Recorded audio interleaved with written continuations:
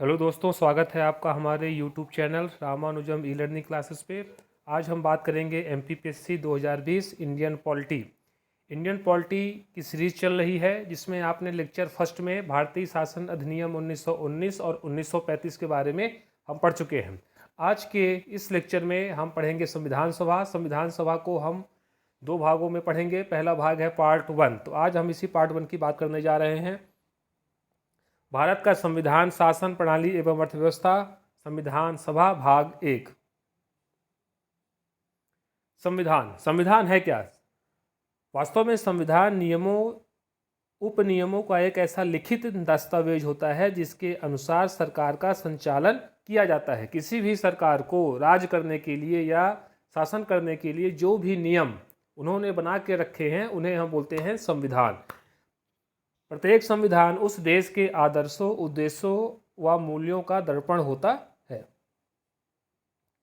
Cabinet mission, पिछली class में हमने 1935 के पहले की घटनाओं का जिक्र किया था और आगे की कड़ी में कैबिनेट मिशन का बहुत ही महत्वपूर्ण योगदान है हमारे संविधान सभा के गठन में। 1945 में ब्रिटेन में लेबर पार्टी सत्ता में आई और सर क्लीमेंट एटली प्रधानमंत्री बने। उस समय पर ब्रिटेन में चुनाव हुए और लेबर पार्टी सत्ता में आई। तो कुछ विद्वानों का मत ये था कि लेबर पार्टी इसी मुद्दे के लेकर चुनाव लड़ी थी कि जब हमारी सरकार ब्रिटेन में बनेगी तो हम भारतीयों को आज़ाद कर देंगे। कुछ विद्वान ये मानते हैं कि सत्ता परिवर्तन हुआ और लेबर पार्टी जीत कर सामने आई और लेबर पार्टी नई सरकार थी ब्रिटेन में, तो उसे भारत में शासन करने में कठिनाइयाँ हो रही थी। इन्हीं सब तथ्यों के साथ उन्होंने भारत में कैबिनेट मिशन को भेजा। मार्च 1946 को इसके तीन सदस्य थे, sir Stafford Cripps, Lord Pethick Lawrence और एवी एलेक्जेंडर। इस मिशन को भारत में दो उद्देश्यों के लिए भेजा गया। पहला उद्देश्य था भारत में संविधान सभा का गठन किया जाए और दूसरा उद्देश्य था भारत में तत्काल एक अंतरिम सरकार की स्थापना की जाए। संविधान निर्माण की अवधि एवं संविधान के लागू होने तक भारतीय शासन अधिनियम 1935 के अनुसार देश का शासन संचालित होता रहा। कल मैंने आपको बताया था कि 1935 का बहुत बड़ा योगदान है हमारे संविधान के गठन में। जो हमारा वर्तमान में संविधान है वो कहीं हद तक भारतीय शासन अधिनियम 1935 से मिलता जुलता है। संविधान सभा, जैसा कि आपको पता है कि कैबिनेट मिशन की संस्तुति पे संविधान सभा का गठन किया गया। कैबिनेट मिशन ने ये बताया कि भारत में संविधान निर्माण के लिए एक सभा का गठन करना है जिसका नाम था संविधान सभा। इसका गठन किया गया जुलाई 1946 में।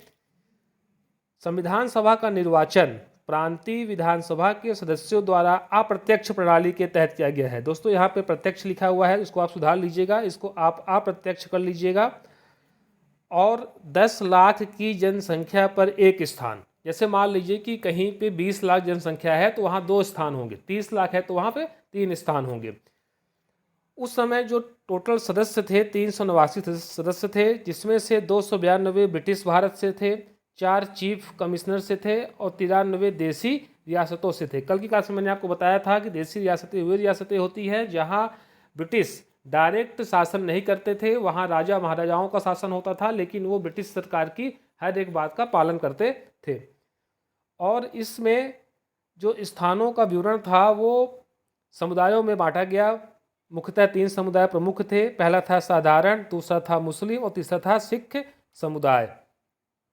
इसी के तहत जुलाई अगस्त 1946 में सदस्यों का चुनाव हुआ और इस चुनाव का जो नतीजा आया वो आप देख सकते हैं। कांग्रेस को मिली 208, मुस्लिम लीग को मिली 73 सीटें और अन्य दल और कई निर्दलीय 15 उनको सीटें मिली। तो सबसे बहुमत में थी आपकी कांग्रेस, फिर नंबर 2 पे मुस्लिम लीग और नंबर 3 पे अन्य दल। देसी रियासतें की 93 सीटें, 93 सीटें खाली थी। क्यों? क्योंकि उस समय पर जब कल मैंने आपको बताया था 1935 के अधिनियम में उसकी जो विशेषताएं बताया था मैंने, भारतीय संघ, अखिल भारतीय संघ की, उसमें ये शर्तें थी कि जो देसी रियासतें हैं वो चाहे तो स्वतंत्र रह सकती हैं या तो भारत में सम्मिलित हो सकती हैं, अखिल भारतीय संघ में सम्मिलित हो सकती है। लेकिन उस समय पर जो 93 रियासतें थी वो खाली थी, कोई भी वहाँ से इसमें चुन के नहीं आया। अनुसूचित जनजाति के सदस्यों की संख्या थी 33, महिला सदस्यों की संख्या थी 15। 3 जून 1947 के तहत पाकिस्तान के लिए पृथक विधान सभा। दोस्तों ये जो 3 जून 1947, इसको अपन माउंट बेटेन प्लान भी बोलते हैं। 3 जून, 3 जून प्लान भी बोलते हैं। 3 जून 1947 को भारत और पाकिस्तान के बंटवारे को लेकर माउंट बेटन को भारत में भेजा गया।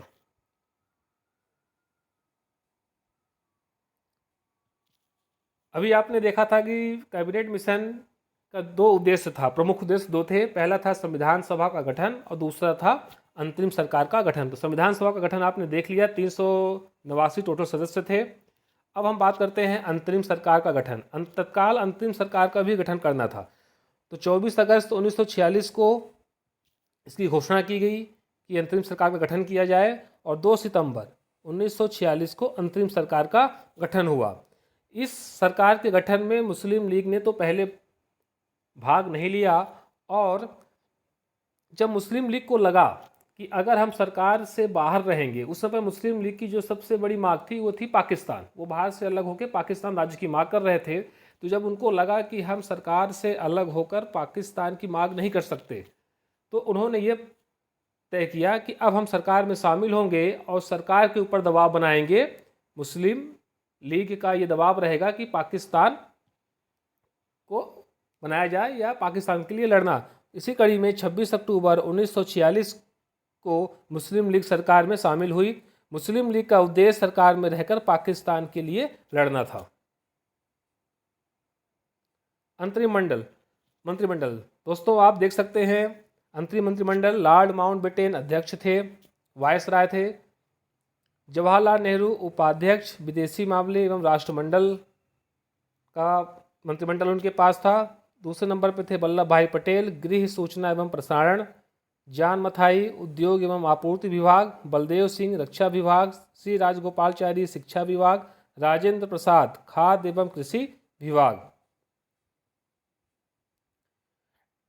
CH भाभा कार्य खान एवं बंदरगाह, अरुणा आसफ अली रेलवे विभाग, जगजीवन राम श्रम विभाग। अब ये जो 5 बचे हुए हैं, रिमेनिंग 5 जो हैं, ये मुस्लिम लीग के सदस्य थे। मुस्लिम लीग में थे लियाकत अली खान, उनको बनाया गया वित्त विभाग दिया गया। अब्दुल रब निस्तार संचार विभाग दिया गया उनको। जोगेंद्र नाथ मंडल वित्त विभाग का प्रभारी बनाया गया उनको। गजनफर अली खां स्वास्थ्य विभाग दिया गया उनको। आई चौधरीगर वाणिज्य विभाग उनको दिया गया। संविधान सभा की कार्यवाही। संविधान सभा के गठन होने के बाद अब संविधान बनाने के लिए कार्यवाही की गई। उस कार्यवाही का क्रम हम देखेंगे। संविधान सभा की जो पहली बैठक हुई वो 9 दिसंबर 1946 को हुई। यह बैठक नई दिल्ली स्थित काउंसिल चेंबर के पुस्तकालय भवन में हुई और इसी बैठक में डॉक्टर सच्चिदानंद सिन्हा जो सबसे बुजुर्ग थे उनको क्या बना दिया गया, उसका अस्थायी अध्यक्ष बना दिया गया।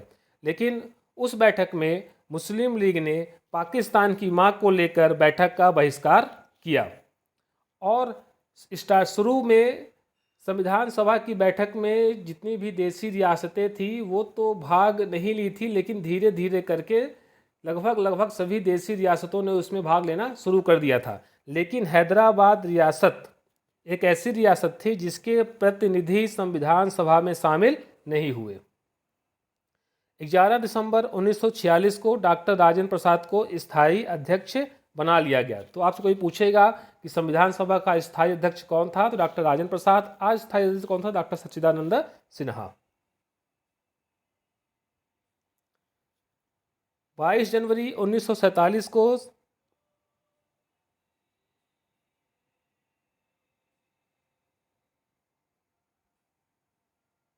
इसमें एक पॉइंट मिस हो गया है दोस्तों, वो मैं आपको बता देता हूं, आप उसको देख लीजिए।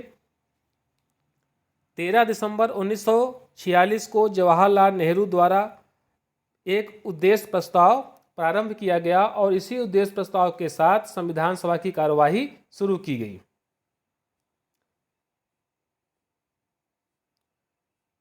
और 22 जनवरी 1947 को संविधान सभा द्वारा पंडित जवाहरलाल नेहरू द्वारा दिया गया उद्देश्य प्रस्ताव शामिल कर लिया गया और यही उद्देश्य प्रस्ताव आगे चल के संविधान की प्रस्तावना का आधार बना। अब संविधान निर्माण का कार्य एक सरल प्रक्रिया नहीं थी, ये बहुत जटिल कार्य था। और चूँकि अब भारत आज़ाद होने की कगार पे था, तो उसे सभी समुदायों को, सभी जाति वर्ग को लेके संविधान बनाना था। तो उसके लिए संविधान बनाने की प्रक्रिया को आसान करने के लिए संविधान सभा द्वारा अनेक समितियां बनाई गई और इन समितियों के अध्यक्ष बनाए गए। अब इन समितियों को जिस कार्य सौंपा गया, उन कार्यों की एक रिपोर्ट तैयार करके बी.एन. राव साहब को सौंपना था। और बी.एन. राव साहब का कार्य क्या था? उन सभी रिपोर्टों को कंपाइल करके ड्राफ्टिंग तैयार करना था, एक प्रारूप बनाना था। तो दोस्तों, थोड़ा हम बी.एन. राव साहब के बारे में जान लेते हैं। इनका पूरा नाम है सर बेनेगल नरसिंह राव। सर बेनेगल नरसिंह राव ये भारतीय संविधान के संवैधानिक सलाहकार भी थे। इसके पहले ये सिविल सेवा के सदस्य थे। ये कलकत्ता उच्च न्यायालय के न्यायाधीश के पद से सेवानिवृत्त हो चुके थे और ये जम्मू कश्मीर के प्रधानमंत्री भी रहे थे।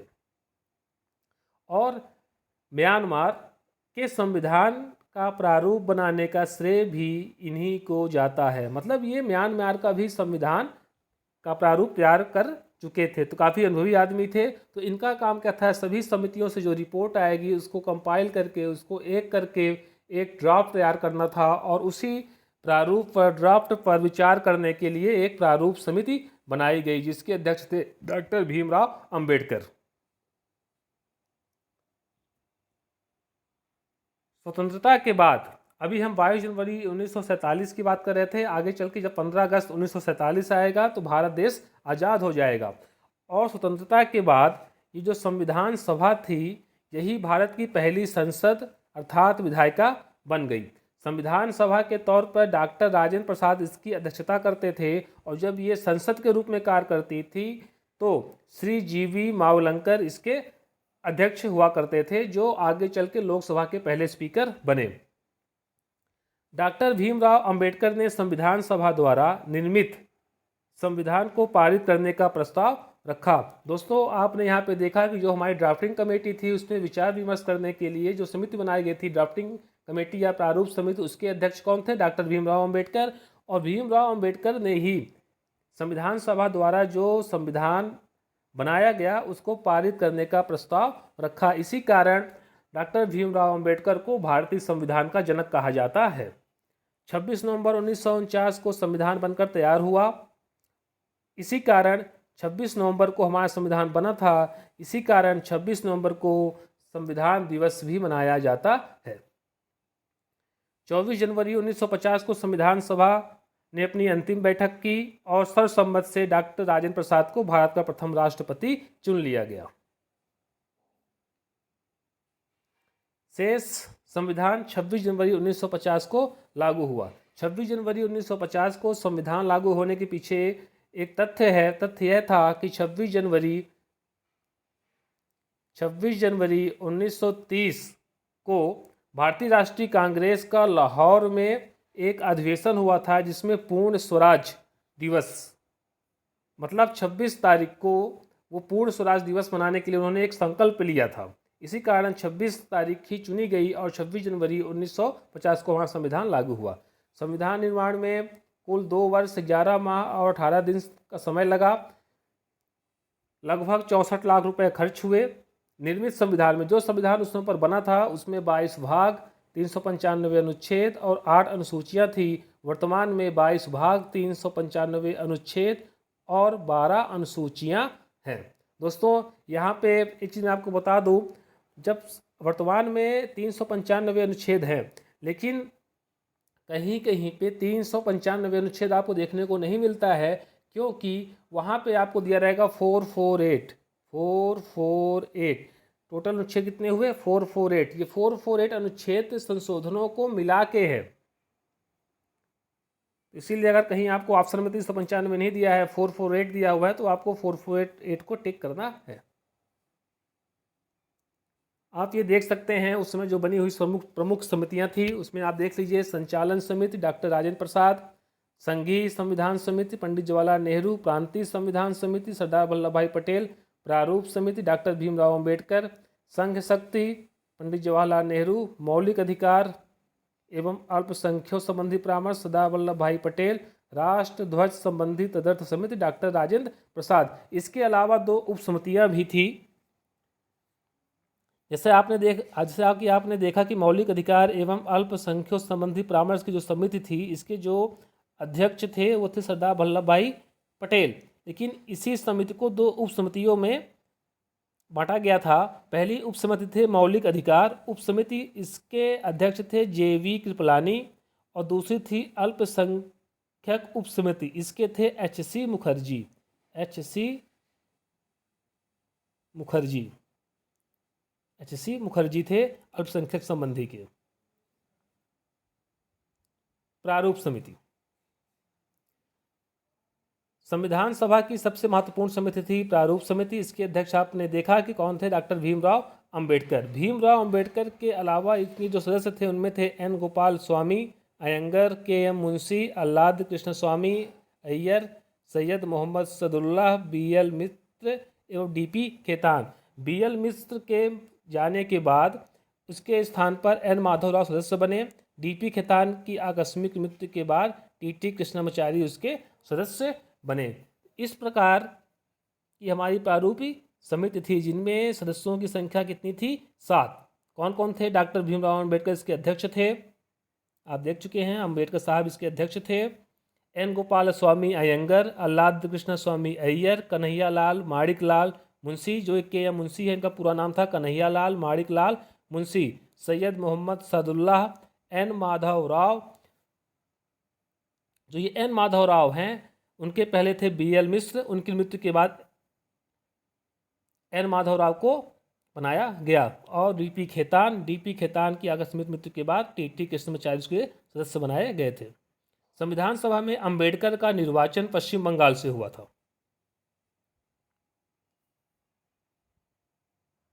अब हम बात करेंगे भारतीय संविधान की प्रमुख विशेषताओं के बारे में।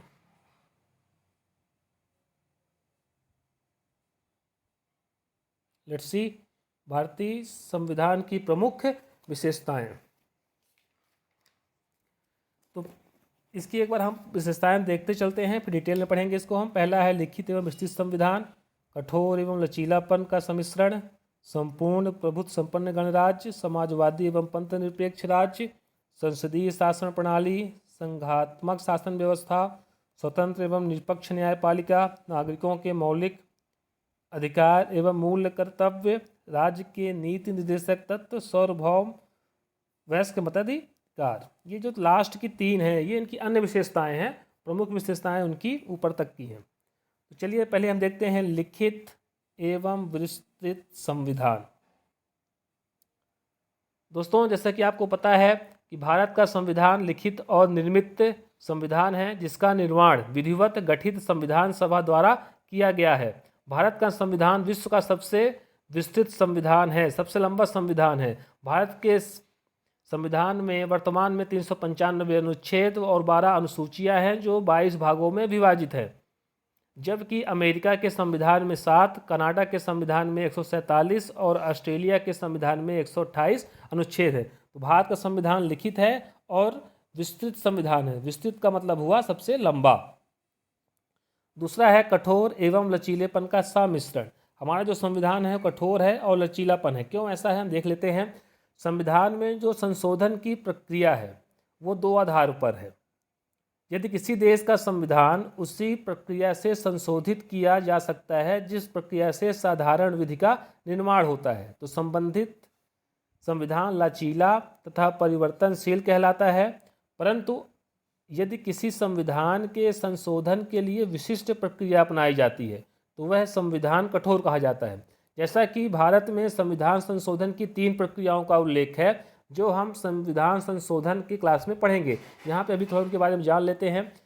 वो जो 3 प्रक्रिया हैं उनमें से है जिनके अनुसार संविधान के कुछ प्रावधान संसद के साधारण बहुमत से, कुछ प्रावधानों में विशिष्ट बहुमत से तथा महत्वपूर्ण शेष प्रावधानों में संसद के विशिष्ट बहुमत के साथ साथ आधे राज्यों के अनुसमर्थन से बदले जा सकते हैं। इस दृष्टि से भारत का संविधान लचीला एवं कठोर का सम्मिश्रण है।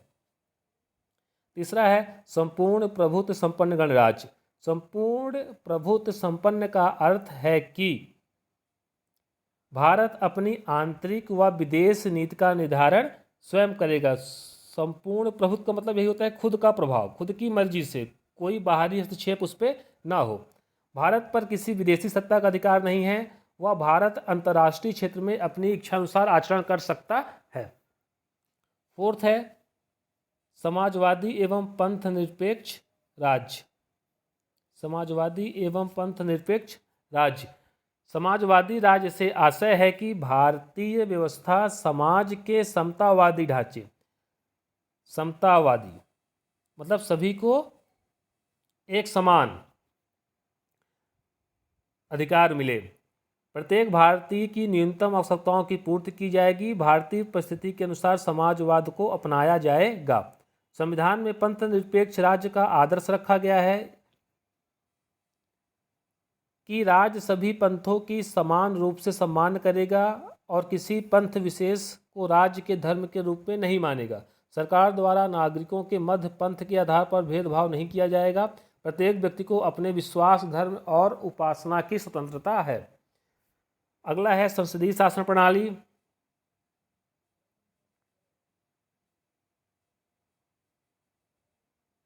संसदीय शासन प्रणाली। भारतीय संविधान द्वारा देश में संसदीय शासन प्रणाली की स्थापना की गई है। इस शासन प्रणाली में कार्यपालिका की वास्तविक शक्तियां मंत्रिपरिषद में निहित होती है तथा राष्ट्रपति नाम मात्र का शासक होता है। इस प्रणाली में मंत्रिपरिषद सामूहिक उत्तरदायित्व के सिद्धांत का अनुसरण करती है।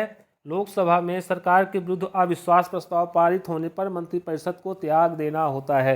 जब आगे हम पढ़ेंगे संसदीय शासन प्रणाली तो उसमें पढ़ेंगे हम राष्ट्रपति और मंत्रिपरिषद। तो राष्ट्रपति नाम मात्र का कार्यपालिक होता है, लेकिन जो वास्तविक शक्तियां होती है वो संसदीय शासन मतलब संसद को मिली हुई है भारत में। अगला है संघात्मक शासन व्यवस्था। संघात्मक शासन व्यवस्था। भारतीय संविधान के प्रथम अनुच्छेद के अनुसार भारत राज्यों का एक संघ है।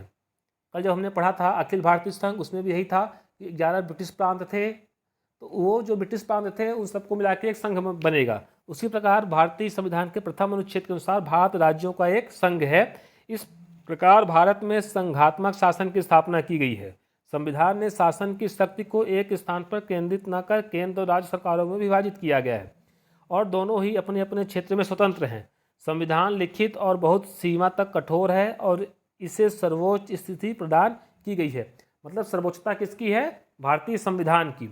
सर्वोच्च न्यायालय को संविधान का रक्षक घोषित किया गया है और उसे संविधान की व्याख्या करने और केंद्र व राज्यों के बीच उत्पन्न संवैधानिक विवादों का निर्णय का अधिकार है। अगर राज्य और केंद्र के बीच किसी भी प्रकार का विवाद होता है तो उसे सुप्रीम कोर्ट में उस विवाद की सुनवाई होगी और जो हमारे देश का संविधान है वो सर्वोपरि है। स्वतंत्र एवं निष्पक्ष न्यायपालिका। हमारे देश में नागरिकों के मूल अधिकारों की रक्षा और संविधान की व्याख्या करने का अधिकार होने के कारण न्यायपालिका को स्वतंत्र घोषित किया गया है।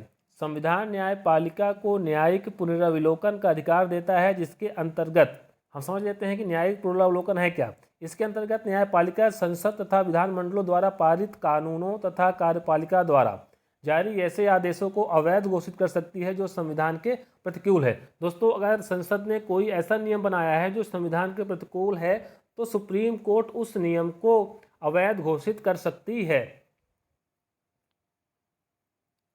अगला है नागरिकों के मौलिक अधिकार एवं मूल कर्तव्य। नागरिकों के सर्वांगीण विकास हेतु मौलिक अधिकार आवश्यक हैं।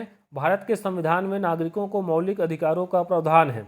ये ऐसे अधिकार हैं जो न्याय योग है। न्याय योग का मतलब है कि हम उसके लिए सुप्रीम कोर्ट या हाई कोर्ट जा सकते हैं।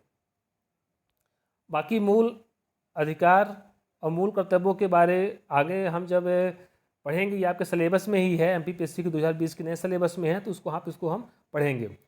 राज्य के नीति निर्देशक तत्व। भारतीय संविधान के चौथे भाग में शासन संचालन के लिए मूलभूत सिद्धांतों का वर्णन किया गया है। मतलब इसमें राज्य को कुछ कार्य दिए गए हैं। मतलब कैसे कार्य होने चाहिए? भारत में एक लोक कल्याणकारी राज्य की स्थापना करना, ये भी हमारे सिलेबस में है, इसको आगे हम पढ़ेंगे। सार्वभौम वयस्क मताधिकार, इसका मतलब हुआ कि 18 वर्ष की आयु प्राप्त सभी नागरिकों को, चाहे वो किसी भी धर्म का हो, वंश का हो, जाति का हो, चाहे उसका लिंग कुछ हो, वर्ण हो, जन्म स्थान के भेदभाव के बिना समान रूप से उसको मताधिकार देने का अधिकार प्राप्त है। दोस्तों, ये हुआ हमारे संविधान की प्रमुख विशेषताएं। इसमें आपने देखा लिखित एवं विस्तृत संविधान, कठोर एवं लचीलेपन का सम्मिश्रण, संपूर्ण प्रभुत्व संपन्न गणराज्य, समाजवादी एवं पंथ निरपेक्ष राज्य, संसदीय शासन प्रणाली, संघात्मक शासन व्यवस्था, स्वतंत्र एवं निष्पक्ष न्यायपालिका, नागरिकों के मौलिक अधिकार एवं मूल कर्तव्य, राज्य के नीति निर्देशक तत्व, सार्वभौम वयस्क मताधिकार। तो इसमें जो ये मूल अधिकार, मूल कर्तव्य, नीति निर्देशक तत्व, न्यायपालिका, ये हमारे MPPSC 2020 के भारतीय संविधान, शासन प्रणाली एवं अर्थव्यवस्था का सिलेबस है। तो इनके बारे में विस्तार से आगे के लेक्चर में हम पढ़ेंगे। तो दोस्तों, आज का लेक्चर हमारा यहीं तक था। कल हम मिलेंगे अपने नए लेक्चर 2 ही रहेगा, लेकिन उसका जो विषय रहेगा वो संविधान सभा पार्ट बी। संविधान सभा पार्ट बी हम पढ़ेंगे। आने वाले लेक्चर में आगे हम पढ़ेंगे संविधान की प्रस्तावना। उसमें जो 395 अनुच्छेद और 22 भाग दिए हैं उनके बारे में पढ़ेंगे, 12 अनुसूचियाँ पढ़ेंगे और थोड़ा बहुत संविधान से संबंधित चीज़ें पढ़ेंगे। इसके बाद हम चलेंगे अपने नए लेक्चर की ओर, जो रहेगा लेक्चर 3। दोस्तों, आपसे रिक्वेस्ट है कि आप इसी तरह हम लोगों को मोटिवेट करिए, हमारा हौला अफजाई करिए। इसके लिए आप प्लीज़ लाइक करिए, कमेंट करिए, सब्सक्राइब करिए और शेयर करिए, और घर में रहिए, सुरक्षित रहिए। Thanks for watching this video. Thank you.